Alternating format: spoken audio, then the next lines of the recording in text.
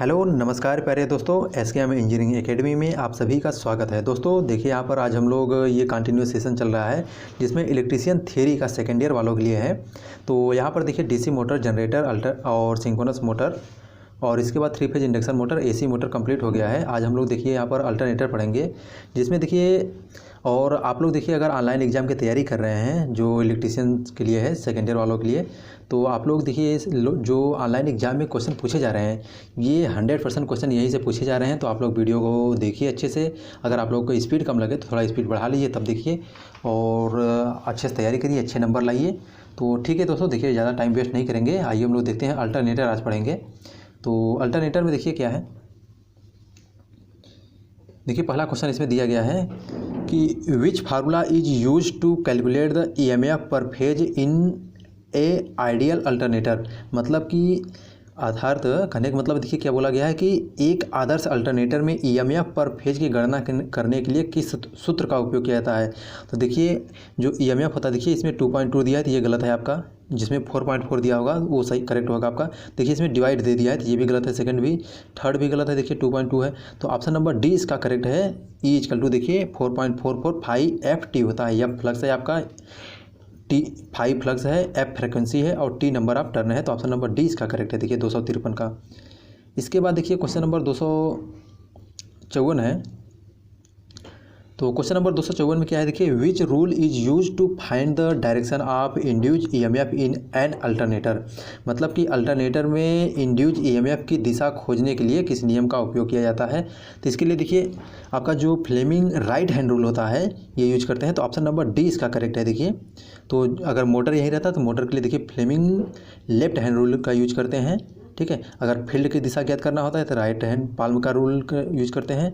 अगर आपका करंट की डायरेक्शन ज्ञात करना होता है तो किससे, स्क्रू रूल से यूज करते हैं। तो ठीक है, देखिए ऑप्शन नंबर डी करेक्ट है आपका। तो ईएमएफ इंड्यूस जो होता है उसका डायरेक्शन निकालने के लिए फ्लेमिंग राइट हैंड रूल का यूज करते हैं। इसके बाद देखिए क्वेश्चन नंबर 255 है। क्वेश्चन नंबर 255 में क्या है, देखिए what is the name of part of alternator. Alternator के भाग का क्या नाम है, देखिए इसमें दिखाया गया है। इस अल्टरनेटर को क्या बोलते हैं हम। तो देखिए ऑप्शन में क्या क्या है। तो देखिए स्टेटर तो बिल्कुल नहीं है, आपको देख कर लग रहा होगा। देखिए अल्टरनेटर में एक स्टेटर मशीन, मतलब कोई भी मशीन होगा तो उसमें एक स्टेटर होता है, एक रोटर होता है। ठीक है, तो इसमें देखिए स्टेटर जो होता है देखिए बिल्कुल नहीं है। एक्साइटर भी नहीं है। एक्साइटर क्या होता है, ये रोटर, मतलब जो आपका रोटर सर्किट होता है उसमें ये डीसी, मतलब कि डीसी सप्लाई देता है तो उसको एक्साइटर बोलते हैं। अब देखिए या तो फिर सेलिएंट पोल होता है या फिर स्मूथ सिलेंड्रिकल होता है। तो सिलेंड्रिकल जो होता है, देखिए सिलेंड्रिकल में क्या होता है आपका, देखिए 2 टाइप के रोटर होते हैं। तो एक सेलिएंट होता है, दूसरा सिलेंड्रिकल होता है। तो जो आपका सेलिएंट होता है, देखिए तो सेलिएंट में क्या होता है, देखिए लॉन्ग एक्सियल लेंथ जो होता है, लॉन्ग एक्सियल लेंथ मतलब ऐसे होता है। सिलेंड्रिकल की तरह मतलब ये रहेगा ऐसे, एक्सियल लेंथ ये ज़्यादा रहेगा आपका, जो इसकी लंबाई होगी वो ज़्यादा रहेगी। ठीक है, और इसकी जो मोटाई होती है, मतलब कि ये इसको क्या बोलते हैं आपका, डायामीटर, जो डाया होती है, व्यास होता है वो कम होता है। ठीक है, तो इसमें देखिए आपका लंबाई कम है लेकिन व्यास ज़्यादा है। तो सेलिएंट बिल्कुल नहीं है। ठीक है, अरे सिलेंड्रिकल बिल्कुल नहीं है। ठीक, तो गलत हो गया। तो ऑप्शन बचा कि आपका सी करेक्ट है। देखिए तो सेलिएंट पोल के बारे में देखिए क्या होता है। सेलिएंट पोल जो होता है आपका, इसका डाया जो होता है, मतलब कि व्यास जो होता है वो ज़्यादा होता है, एक्सियल लेंथ जो होता है वो कम होता है। ठीक है, ये लो स्पीड के लिए चला जाता है सेलिएंट पोल। इसके बाद सिलेंड्रिकल पोल जो होता है, देखिए आपका ये आपका डाया कम होता है, एक्सियल लेंथ ज़्यादा होता है और हाई स्पीड के लिए चला जाता है। ठीक है दोस्तों, तो देखिए बहुत ज़्यादा ऑब्जेक्टिव है तो बहुत ज़्यादा हम लोग एक्सप्लेन नहीं कर सकते हैं। तो ऑप्शन नंबर सी इसका करेक्ट है कि सेलिएंट पोल टाइप का रोटर है ये। ठीक है, इसके बाद देखिए नेक्स्ट क्वेश्चन है, what is the formula to calculate the EMF equation of an alternator. तो अल्टरनेटर के ईएमएफ इक्वेशन को कैलकुलेशन करने के लिए, गणना करने के लिए कौन सा मतलब यूज किया जाता है सूत्र। तो इसके लिए देखिए क्या है, तो देखिए KP के T इंटू एफ। इसमें देखिए फ्रिक्वेंसी नहीं है आपका तो ये गलत है। देखिए इसमें 2.2 है, ये भी गलत है। इसके बाद देखिए क्वेश्चन नंबर, ऑप्शन नंबर और देखते हैं हम लोग। तो इसमें देखिए इसके बाद देखिए क्या है, इसमें 1.1 है, नहीं है। तो ऑप्शन नंबर सी इसका करेक्ट है। तो 4.44 KP KC KD FT फाइम होता है। तो जो KP और KD होता है, देखिए आपका यहाँ पर KC लिखा है। तो पिच फैक्टर और चार्टेड फैक्टर होता है आपका, डिस्ट्रीब्यूटेड फैक्टर और चार्टेड फैक्टर होता है। और यह फ्रिक्वेंसी है, टी नंबर ऑफ टर्न है और फाई जो है आपका फ्लक्स है। ठीक है, तो ऑप्शन नंबर सी इसका करेक्ट है 256 का। इसके बाद देखिए क्वेश्चन नंबर 257 है, हाउ अल्टरनेटर आर रेटेड। मतलब अल्टरनेटर की रेटिंग कैसे की जाती है। देखिए कोई भी चीज़ होता है उसका रेटिंग होता है। जैसे आप बल्ब लेने जाते हैं तो बोलते हैं कि वाट में, तो कहते हैं ना 2 वाट की बल्ब दे दीजिए, 3 वाट का, 5 वाट का। जैसे आप कोई सामान ले जाते हैं, आलू बैगन टमाटर कुछ भी, तो उसमें क्या होता है उसको हम किलो में लेते हैं। तो ऐसे ही जो हमारा अल्टरनेटर होता है, तो अल्टरनेटर की भी एक रेटिंग होती है, मतलब कि एक क्षमता होती है, तो उसको हम किस में रिप्रेजेंट करते हैं। तो देखिए जो किलो वोल्ट होता है, किलो वोल्ट नहीं होता है, क्योंकि ठीक है किलो वोल्ट नहीं होता। देखिए अब ये तीनों होते हैं देखिए इसमें, तो जो मतलब कि अल्टरनेटर होता है उसके लिए हम केवीए में, ऑप्शन नंबर ए इसका करेक्ट है। देखिए जो बहुत बड़े साइज़ के होते हैं उसको हम मेगावाट में एमवीएम बोलते हैं, और छोटे अल्टरनेटर जो होते हैं उसको हम किस में बोलते हैं, किलोवाट में बोलते हैं। तो ऑप्शन नंबर ए यहाँ पर इसका करेक्ट है। ठीक है, 257 का ए करेक्ट है। इसके बाद देखिए नेक्स्ट क्वेश्चन है 258 number, which formula is use to calculate the percentage voltage regulation in alternator.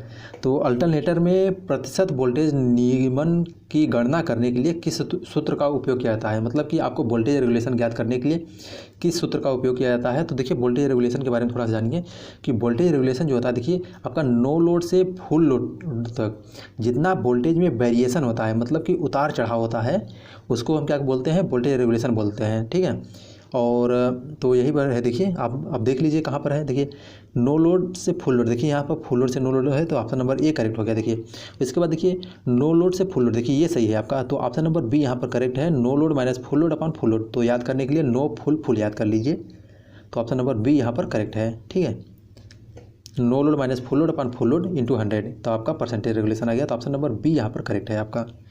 इसके बाद देखिए क्वेश्चन नंबर 159 है, तो क्वेश्चन नंबर देखिए 159 में क्या है, what is the supply frequency of an alternator having 6 pole run at 1000 RPM।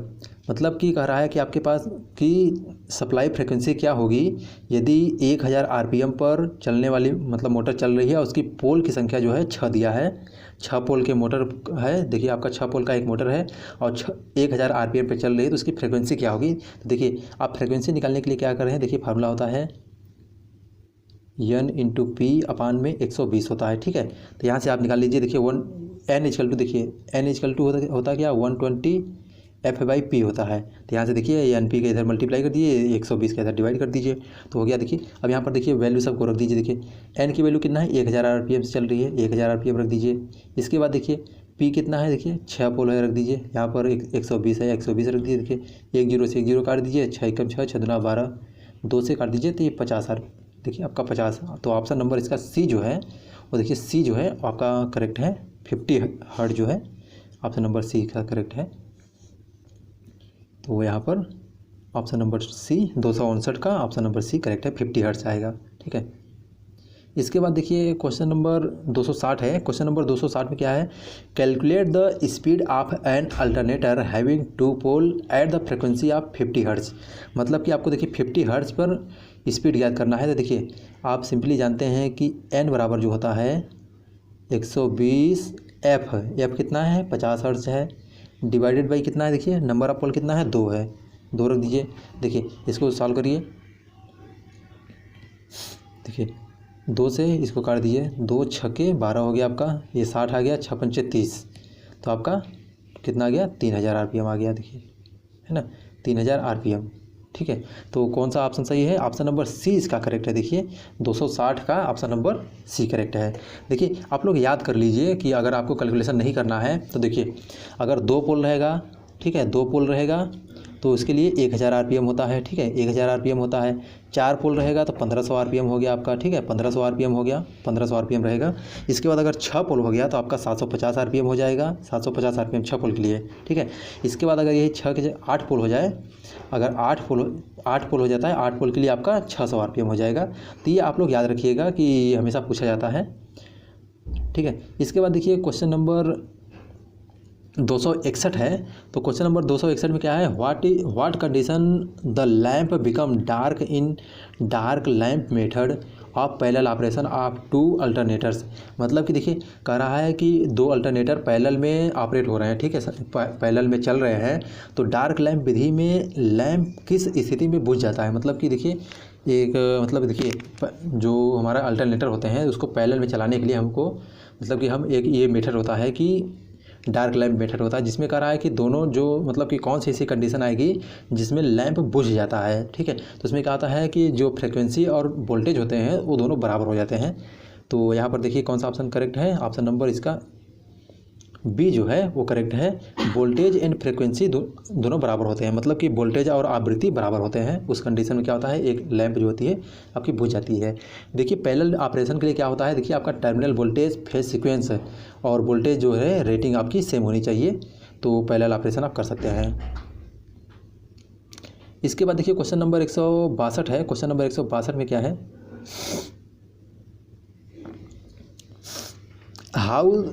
How to compensate demagnetizing effect due to armature reaction of in an alternator.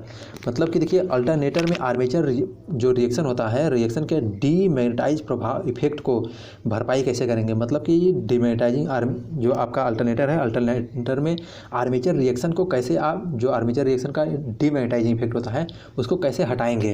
तो हम क्या करेंगे, देखिए आर्मेचर रिएक्शन होता क्या है, देखिए मेन फील्ड का, जो आपका मेन फील्ड है का आर्मेचर फ्लक्स पर पड़ने वाले प्रभाव को आर्मेचर रिएक्शन बोलते हैं। तो देखिए आपका एक रोटर होता है, ठीक है। रोटर में हम क्या करते हैं, देखिए उसमें हम डीसी सप्लाई देते हैं। अगर वो मेन फील्ड को डिस्ट्रॉय कर रहा है तो हम डीसी जो करंट देते हैं, मतलब डीसी सप्लाई देते हैं, उसको करंट देते हैं, तो उसको हम एक्साइटेशन करंट बोलते हैं। तो अगर हम उस एक्साइटेशन करंट को हम बढ़ा देते हैं, ठीक है, बढ़ा देते हैं, तो जो डीमैग्नेटाइजिंग इफेक्ट होता है आर्मेचर रिएक्शन के कारण वो खत्म हो जाएगा। तो देखिए इसका ऑप्शन नंबर सी जो है वो करेक्ट है। तो ऑप्शन नंबर सी इसका करेक्ट है, ठीक है।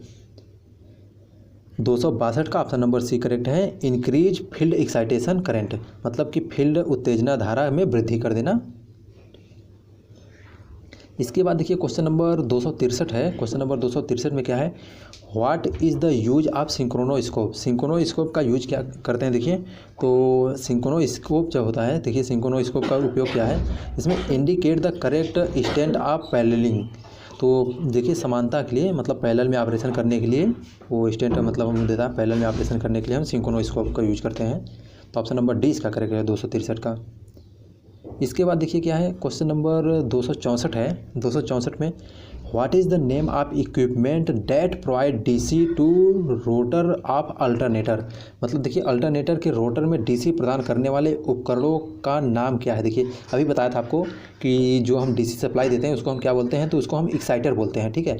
तो यहाँ पर ऑप्शन नंबर ए जो है आपका करेक्ट है, उसको हम एक्साइटर बोलते हैं, ठीक है। इन्वर्टर नहीं होता, इन्वर्टर का जो होता है वो आपको कन्वर्टर होता है, ये भी नहीं होता, सिंक्रोनाइजर ये नहीं होते हैं।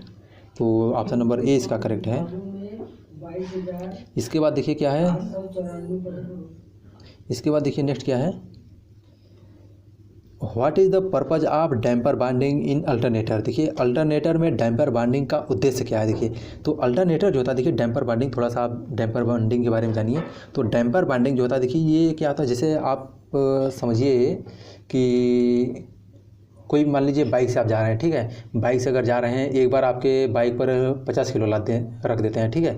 उसके बाद दूसरी बार क्या करते हैं, 50 किलो उतार कर 75 किलो रख देते हैं, ठीक है। उसके बाद देखिए फिर उसके बाद क्या करेंगे, 75 किलो उतार कर हम क्या करते हैं 100 किलो रख देते हैं। तो उसमें क्या होगा, देखिए आपके जो बाइक है उसमें फ्लक्चुएशन आएगा, मतलब वो उसका थोड़ा सा आपका जैसे अनबैलेंसिंग होगा, आपका बैलेंस गड़बड़ाएगा, होता है ना ऐसा। तो ऐसे ही देखिए क्या होता है अल्टरनेटर में, मतलब कि उसमें भी अगर लोड को बार बार घटाते हैं बढ़ाते हैं तो उसमें क्या होता है आपका, जो उसमें मतलब कि वोल्टेज, मतलब कि लोड में फ्लक्चुएशन होता है, ठीक है। तो उसी के कारण ये इसमें हंटिंग होता है। तो उसको हम, अगर आप मशीन की भाषा में बोलेंगे तो उसको हम क्या बोलते हैं, हंटिंग बोलते हैं। तो हम उसमें डैम्पर बाइंडिंग, उसके रोटर पर हम क्या करते हैं, डैम्पर बाइंडिंग करते हैं। तो डैम्पर बाइंडिंग क्या होता है, ये हंटिंग इफेक्ट को मतलब मिनिमाइज करता है। हंटिंग मतलब क्या होता है, उसमें लोड का फ्लक्चुएशन कारण जो इफेक्ट आता है उसे हम हंटिंग बोलते हैं। तो ऑप्शन नंबर यहाँ पर सी देखिए करेक्ट है, ठीक है। तो 265 का ऑप्शन नंबर सी करेक्ट है।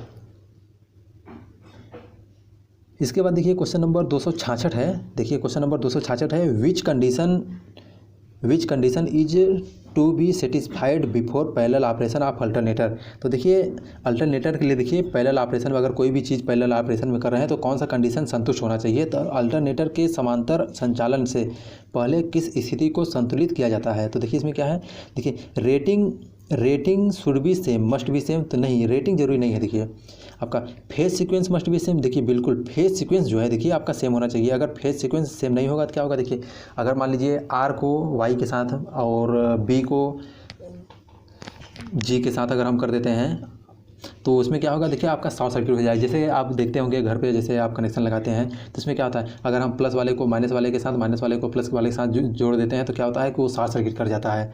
तो इसीलिए कहते हैं ना कि सही मतलब फेज को फेज के साथ जोड़ो, न्यूट्रल को न्यूट्रल के साथ जोड़ो, तो इसलिए होता है। तो फेज सीक्वेंस जो होता है आपका सेम होना चाहिए, फेज अनुक्रम जो होता है आपका सेम होना चाहिए। तो ऑप्शन नंबर 20 का करेक्ट है, ठीक है।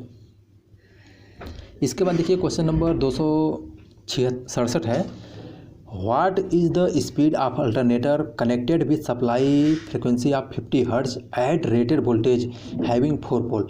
मतलब कि 4 पोल वाले रेटेड वोल्टेज पर 50 हर्ट्ज की सप्लाई दी जाती है तो अल्टरनेटर की गति क्या होगी। देखिए तो देखिए सिंपली आप मतलब ये बताए थे, आप लोगों को याद कर लीजिए, बाकी हम तो बता देंगे आप लोगों को कि अगर 2 पोल रहेगा तो उसके लिए 3000 RPM रहेगी, 4 पोल रहेगा तो उसके लिए 1500 RPM रहेगी, अगर 6 पोल है तो उसके लिए 750 RPM रहेगी, 1000 RPM रहेगी, और उसके बाद अगर 8 पोल हो जाता है आपका, 8 पोल रहेगा तो आपका 750 RPM रहेगी, और अगर आपका 10 पोल रहेगी, 10 पोल के लिए 600 RPM होगी।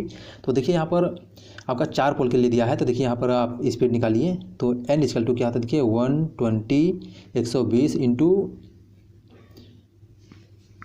एफ होता है। एफ कितना है आपका 50 हर्ट्ज है, 120 F बाई पी कितना है, 4 पोल है, देखिए 4 पोल रख दीजिए, 4 एकम 4, देखिए 4 तिहाई 12, देखिए 30 हो गया, 30 में 5 से मल्टीप्लाई कर दीजिए, 50 का मल्टीप्लाई करिए, 3 पंचे 15, 150 हो गया। देखिए तो ऑप्शन नंबर 20 का करेक्ट है।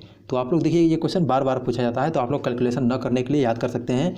2 पोल रहेगा तो उसके लिए 3000 RPM, 4 पोल रहेगा तो 1500 RPM, 6 पोल रहेगा तो 1000 RPM, और 8 पोल रहेगा तो आपका 750 RPM, और 10 पोल रहेगा तो आपका 600 RPM, ठीक है। तो 267 का ऑप्शन नंबर जो बी करेक्ट है आपका 1500 RPM। इसके बाद देखिए क्वेश्चन नंबर 268 है। क्वेश्चन नंबर 268 में क्या है, what condition the 2 lamp become bright and 1 lamp dark during the parallel operation of 2 alternator. मतलब कि 2 अल्टरनेटर को पैरेलल में हम ऑपरेशन कर रहे हैं, तो उसमें क्या होता है, देखिए 2 लैंप जल रहे हैं, तो इसमें से एक लैंप जो होता है बुझ जाता है, तो उससे क्या होगा, देखिए तो इसमें जो आपका टर्मिनल जो वोल्टेज होता है और फ्रिक्वेंसी दोनों सेम हो जाते हैं, ठीक है। तो यहाँ पर ऑप्शन नंबर 20 का करेक्ट है, ठीक है। तो 268 का ऑप्शन नंबर बी करेक्ट है। इसके बाद देखिए नेक्स्ट क्वेश्चन है, क्वेश्चन नंबर 269 है, 269 है, what cause the terminal voltage of an alternator reduce if load increase. तो देखिए इसमें ये बोला जा रहा है कि टर्मिनल वोल्टेज जो अल्टरनेटर का टर्मिनल वोल्टेज है वो रिड्यूस हो रहा है। अगर लोड को हम बढ़ा रहे हैं तो टर्मिनल वोल्टेज हमारा जो है वो रिड्यूस हो रहा है। तो क्या इफेक्ट हो सकता है, देखिए यदि भार बढ़ता है तो अल्टरनेटर का टर्मिनल वोल्टेज कम हो जाता है, जिससे क्या होता है आर्मेचर रेजिस्टेंस जो होता है, आर्मेचर रेजिस्टेंस के कारण ये होता है। तो ऑप्शन नंबर देखिए 269 का ऑप्शन नंबर डी करेक्ट है आपका, ठीक है। इसके बाद देखिए क्वेश्चन नंबर 270 है। क्वेश्चन नंबर 270 में क्या है, what is the purpose of using damper binding in AC generator. मतलब कि देखिए AC जनरेटर जो होता है, AC जनरेटर में डैम्पर बाइंडिंग का उद्देश्य क्या है, तो देखिए ये आपको बताए थे भाई। तो प्रिवेंट द हंटिंग को मिनिमाइज करने के लिए, हंटिंग को ख़त्म करने के लिए, हंटिंग को रोकने के लिए हम क्या करते हैं, डैम्पर बाइंडिंग करते हैं। तो ऑप्शन नंबर इसका डी देखिए करेक्ट है। तो 270 का ऑप्शन नंबर डी करेक्ट है।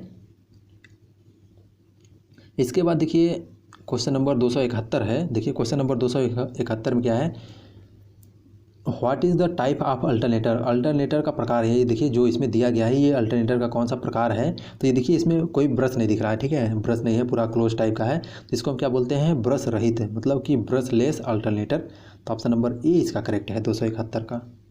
इसके बाद देखिए दोस्तों हम लोग देखते हैं नेक्स्ट क्वेश्चन। देखिए फिर देखिए सेम वही चीज़ आ गया। तो आप लोग देखिए calculate the speed in RPS। देखिए यहाँ पर RPM नहीं बोला है, RPS बोला है, ठीक है। तो आप लोग कन्फ्यूज मत हो जाइएगा। देखिए यहाँ पर RPS बोला है, तो calculate the speed in RPS of 2 pole 50 hertz alternator. मतलब 2 पोल 50 हर्ट्ज अल्टरनेटर के RPS में गति की गणना कीजिए। देखिए RPS मतलब क्या हो गया आपका, रिवोल्यूशन पर सेकेंड। मतलब कि जो स्पीड निकालने पहले देखिए हम RPM निकालते थे, लेकिन यहाँ पर रिवोल्यूशन पर मिनट में निकालते थे, लेकिन यहाँ पर हमको क्या इसमें निकालना है, RPS में निकालना है, रिवोल्यूशन पर सेकेंड, मतलब चक्रण पर सेकेंड। तो देखिए इसमें कि हम क्या करेंगे, देखिए तो n इक्वल टू क्या होता है, देखिए 120 एफ कितना है, देखिए 50 हर्ट्ज बोला, 50 हर्ट्ज रख दीजिए। इसके बाद देखिए क्या है कि पी है, नंबर ऑफ पोल कितना है 2 है। देखिए ये आरपीएम में हो गया, ठीक है। अब आरपीएस में चेंज करना है तो देखिए 50 मतलब मिनट में दिया है, मिनट को सेकंड में अगर बदलना है तब क्या करेंगे 60 से उसमें डिवाइड कर देंगे। तो यहाँ पर 60 से डिवाइड कर दिए, 6 दूनी 12, देखिए 6 दूनी 12 हो गया, ये देखिए 120 से 120 कट गया, देखिए नीचे 120 हो गया, 60 दूना 120 और 120 से 120 कट गया, 50 बचा। देखिए तो ऑप्शन नंबर ए इसका जो है करेक्ट है, तो ये 50 आरपीएस आ गया। ठीक है दोस्तों, देखिए आप लोगों को समझ में आया होगा अच्छे से। तो इसके बाद देखिए हम क्वेश्चन नेक्स्ट देखते हैं। देखिए what is the advantage of using rotating field type alternator. तो कह रहा है देखिए इसमें क्वेश्चन है कि रोटेटिंग जो घूर्णन क्षेत्र होता है टाइप का अल्टरनेटर होता है उसका उपयोग करने का फ़ायदा क्या है। मतलब देखिए जो और मशीन आप पढ़े होंगे तो उसमें क्या होता है, जो फील्ड होता है वो आपका स्टेशनरी रहता है और जो आर्मेचर होता है वो रोटेटिंग होता है। लेकिन हमारा अल्टरनेटर है, अल्टरनेटर में क्या होता है, देखिए आपका जो फील्ड होता है वो रोटेटिंग रहता है और आर्मेचर जो होता है आपका मतलब स्टेशनरी रहता है, रुका रहता है। ठीक है, तो इससे देखिए फ़ायदा क्या है, तो इसमें देखिए केवल 2 स्लिप रिंग की जरूरत पड़ती है। तो यहाँ पर ऑप्शन के हिसाब से देखेंगे, देखिए easy to locate fault in field, ये गलत है। देखिए आपका easy to connect the load with alternator, ये भी गलत है आपका। ठीक है, easy to dissipate the heat during running, ये भी गलत है ऑप्शन नंबर। तो ऑप्शन नंबर डी इसका करेक्ट है। देखिए 2 slip ring only required irrespective the number of phase. मतलब देखिए अगर आप जैसे हमारा ये अल्टरनेटर है, ठीक है, ये हमारा रोटर है, ठीक है, इसके बाद ये बाहरी वाला अल्टरनेटर है, ठीक है। इसमें देखिए हम डीसी सप्लाई देते हैं, डीसी सप्लाई देने के लिए हमको क्या जरूरत पड़ेगी, केवल 2 अल्टरनेटर की जरूरत पड़े 2 स्लिप रिंग की जरूरत पड़ेगी। तो एक पर पॉजिटिव लगा देंगे, एक पर नेगेटिव लगा के हम सप्लाई ले लेते हैं। तो यहाँ से केवल 2 स्लिप रिंग की जरूरत पड़ेगी। लेकिन अगर यहीं पर हम देखिए एसी देते हैं तो एसी के लिए हमको 3 फेज की सप्लाई जरूरत पड़ती है। तो यहाँ पर हमको 3 अल्टरनेटर लगाने 3 स्लिप रिंग लगाने की जरूरत पड़ती। तो इसीलिए क्या है यहाँ पर देखिए, तो यहाँ पर केवल 2 स्लिप रिंग, तो ये एडवांटेज है हमारा। तो ऑप्शन नंबर डी इसका करेक्ट है। ठीक है, देखिए ऑप्शन नंबर डी है। तो ऑप्शन नंबर डी में क्या है, देखिए 2 slip ring only required irrespective of number of phases. ठीक है, तो 2 स्लिप रिंग की आवश्यकता होती है चाहे फेजों की संख्या कितनी भी हो। ठीक है, इसके बाद देखिए क्वेश्चन नंबर 274 है। क्वेश्चन नंबर 274 में क्या है, what is the effect in increasing the field excitation current in alternator. Alternator में देखिए जो आपका फील्ड एक्साइटेशन है उस करंट को बढ़ाने से इफेक्ट क्या पड़ेगा। तो इफेक्ट देखिए इसमें क्या है, प्रिवेंट डीमैग्नेटाइजिंग, जो डीमैग्नेटाइजिंग होता है उसको हम क्या करते हैं, ये रोकता है। तो ऑप्शन नंबर ए इसका करेक्ट है। देखिए इसमें क्या था कि जो डीमैग्नेटाइजिंग इफेक्ट क्वेश्चन इससे पहले जो आया था उसमें बोला गया था कि डीमैग्नेटाइजिंग इफेक्ट को मिनिमाइज कैसे करें। तो डीमैग्नेटाइजिंग इफेक्ट को मिनिमाइज करने के लिए क्या करते थे हम, देखिए जो आपका डीसी एक्साइटेशन होता था उसको हम क्या करते थे, इंक्रीज करते थे। तो यहाँ पर देखिए ये दे दिया गया है कि हम जो इंक्रीज द फील्ड एक्साइटेशन, मतलब डीसी एक्साइटेशन जो है उसको हम इंक्रीज कर रहे हैं तो क्या इफेक्ट पड़ेगा, तो इसी में जो आपका डीमैग्नेटाइजिंग इफेक्ट होता है वो आपका खत्म होगा। ठीक है, तो विचलन को रोकता है, तो prevent demagnetising. Option number A इसका करेक्ट है 174 का। इसके बाद देखिए क्वेश्चन नंबर 175 है। देखिए तो क्वेश्चन नंबर 175 में क्या देखिए न्यूमेरिकल है, calculate the pitch factor for winding having 36 slots and 4 pole winding 4 pole with angle 30 degree is alternator. तो देखिए इसमें एक क्वेश्चन दिया गया है कि अल्टरनेटर में 30 डिग्री पर 30 डिग्री कोण के साथ 36 स्टेटर स्लॉट और 4 पोल वाले घुमावदार के लिए पिच फैक्टर की गणना कीजिए। मतलब कि देखिए आपको इसमें जो अल्टरनेटर का मतलब एंगल दिया है 30 डिग्री पर दिया है, उसके बाद स्लॉट जो है वो 36 दिया है, नंबर ऑफ पोल जो है 4 पोल दिया है। तो उसके लिए देखिए आपका पिच फैक्टर पूछ रहा है। तो देखिए पिच फैक्टर के लिए केपी जो होता है, केपी इक्वल टू होता है कास एल्फा बाई 2 होता है। तो देखिए यहाँ पर वैल्यू रख दीजिए, देखिए कास 30 डिग्री बाई 2। ठीक है, तो यहाँ पर कास 15 आ जाएगा, कास 15 आ जाएगा, कास 15 की वैल्यू निकालिए। तो आपका देखिए ऑप्शन नंबर जो सी है वो करेक्ट है। तो इसको जब डिवाइड करेंगे, देखिए कट करेंगे, सॉरी कास 15 ना, एक मिनट, कास 15, तो कास 15 की वैल्यू आ गई आपकी। देखिए ऑप्शन नंबर बी इसका करेक्ट है। तो ऑप्शन नंबर बी इसका करेक्ट है 9.9 देखिए, तो ऑप्शन नंबर बी इसका करेक्ट है। तो ऑप्शन नंबर बी 275 का ऑप्शन नंबर बी करेक्ट है। आप लोग को देखिए अगर वैल्यू नहीं याद करना हो तो आप डायरेक्ट वैल्यू याद कर लीजिए, वैल्यू कितनी आएगी 0.965। ये देखिए क्वेश्चन जो है एक भी डाटा नहीं चेंज रहेगा, जो एग्जाम में आएंगे मैं गारंटी देता हूँ इस बात की कि डाटा बिल्कुल भी नहीं चेंज रहेंगे, एकदम सेम टू सेम यही सब क्वेश्चन आएंगे। तो आप लोग अगर कैलकुलेशन इतना न करना हो तो क्वेश्चन को याद कर लीजिए, ठीक है। तो ऑप्शन नंबर बी इसका करेक्ट है 275 का, ठीक है। इसके बाद देखिए क्वेश्चन नंबर 276 है। देखिए, what is the cause of hunting in alternator. तो देखिए अल्टरनेटर में मतलब अल्टरनेटर में हंटिंग का क्या कारण है, हंटिंग क्यों होता है। तो देखिए आपको बताए थे बिल्कुल आसान लैंग्वेज में, आपके जैसे एग्जांपल दिया था कि बाइक जो है उस पर रखिए तो आपका मतलब फ्लक्चुएशन होता है, आपके बाइक में मतलब कि फ्लक्चुएशन होता है, तो मतलब अनबैलेंसिंग होती है आपकी बाइक ना, बैलेंस गड़बड़ाता है। तो ऐसे देखिए अब मोटर है, मोटर पे हम क्या करेंगे, लोड को अगर बार बार मतलब घटाएंगे बढ़ाएंगे तो लोड में फ्लक्चुएशन होता है, ठीक है। तो लोड में फ्लक्चुएशन होने के कारण मोटर में क्या होती है, उसमें मोटर में मतलब कि वेरिएशन होता है, ठीक है। तो उसमें हंटिंग होने लगता है। तो इसी को हम लोड में मतलब due to continuous variation of load, मतलब लोड में कंटिन्यूस जो उतार चढ़ाव होता है उसे हम क्या बोलते हैं, हंटिंग बोलते हैं। तो ऑप्शन नंबर डी इसका करेक्ट है। देखिए 276 का डी करेक्ट है। इसके बाद देखिए क्वेश्चन नंबर 277 है। देखिए, calculate the voltage regulation in percentage if load is removed from an alternator, the voltage rise from 480 to 660 volt. तो देखिए इसमें क्या है कि आप मतलब कि इसमें बोला है कि आपको परसेंटेज वोल्टेज रेगुलेशन को फाइंड करना है, जिसमें से देखिए क्या है कि अल्टरनेट मतलब कि उसमें जो आपको लोड हटा देने पर आपका वोल्टेज जो है मतलब 480 से 460 तक बढ़ जाता है। तो देखिए इसको वोल्टेज रेगुलेशन निकालने के लिए एक फार्मूला होता है।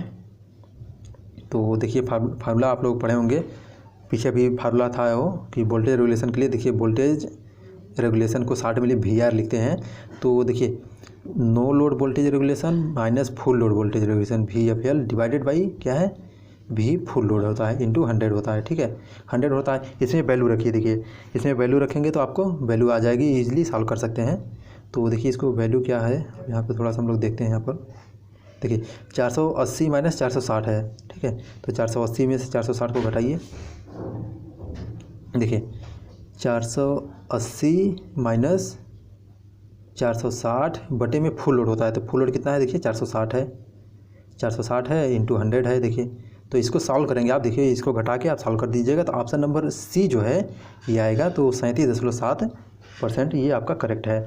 तो ठीक है दोस्तों, देखिए यहाँ पर कंप्लीट हो गया है। वीडियो आपको कैसा लगा तो प्लीज़ वीडियो को मतलब कमेंट करके बताइए आप लोग, और वीडियो अपने दोस्तों में इन्फॉर्मेटिव लगा तो अपने दोस्त को शेयर कीजिए, ग्रुप में शेयर कीजिए।